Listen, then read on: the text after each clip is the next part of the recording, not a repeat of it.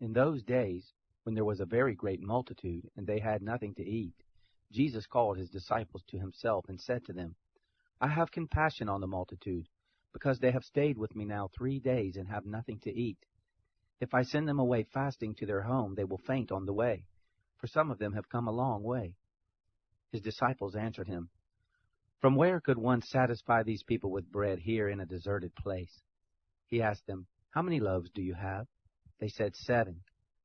He commanded the multitude to sit down on the ground, and he took the 7 loaves. Having given thanks, he broke them, and gave them to his disciples to serve, and they served the multitude. They had a few small fish. Having blessed them, he said to serve these also. They ate and were filled. They took up 7 baskets of broken pieces that were left over. Those who had eaten were about 4,000. Then he sent them away. Immediately he entered into the boat with his disciples and came into the region of Dalmanutha. The Pharisees came out and began to question him, seeking from him a sign from heaven, and testing him. He sighed deeply in his spirit and said, Why does this generation seek a sign? Most assuredly, I tell you, no sign will be given to this generation. He left them, and again entering into the boat, departed to the other side. They forgot to take bread, and they didn't have more than 1 loaf in the boat with them. He charged them, saying, Take heed, beware of the yeast of the Pharisees and the yeast of Herod. They reasoned with one another, saying, It's because we have no bread.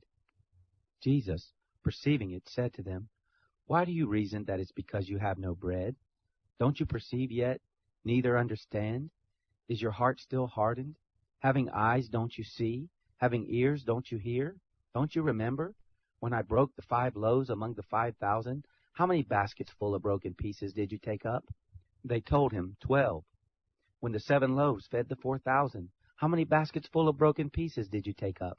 They told him, 7. He asked them then, Don't you understand yet? He came to Bethsaida. They brought a blind man to him and begged him to touch him. He took hold of the blind man by the hand and brought him out of the village. When he had spit on his eyes and laid his hands on him, he asked him if he saw anything. He looked up and said, I see men, for I see them like trees walking. Then again he laid his hands on his eyes. He looked intently and was restored, and saw everyone clearly. He sent him away to his house, saying, Don't enter into the village, nor tell anyone in the village. Jesus went out with his disciples into the villages of Caesarea Philippi. On the way he asked his disciples, Who do men say that I am? They told him, John the Baptizer, and others say Elijah, but others one of the prophets. He said to them, But who do you say that I am? Peter answered, You are the Christ. He charged them that they should tell no one about him. He began to teach them that the Son of Man must suffer many things and be rejected by the elders, the chief priests, and the scribes, and be killed, and after 3 days rise again. He spoke to them openly. Peter took him and began to rebuke him.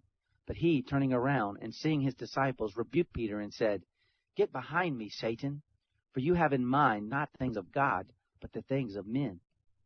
He called the multitude to himself with his disciples and said to them, Whoever wants to come after me, let him deny himself and take up his cross and follow me. For whoever wants to save his life will lose it, and whoever will lose his life for my sake and the gospel's will save it. For what does it profit a man to gain the whole world and forfeit his life? For what will a man give in exchange for his life? For whoever will be ashamed of me and of my words in this adulterous and sinful generation, the Son of Man also will be ashamed of him when he comes in the glory of his Father with the holy angels. He said to them, Most assuredly, I tell you, there are some standing here who will in no way taste death until they see the kingdom of God come with power.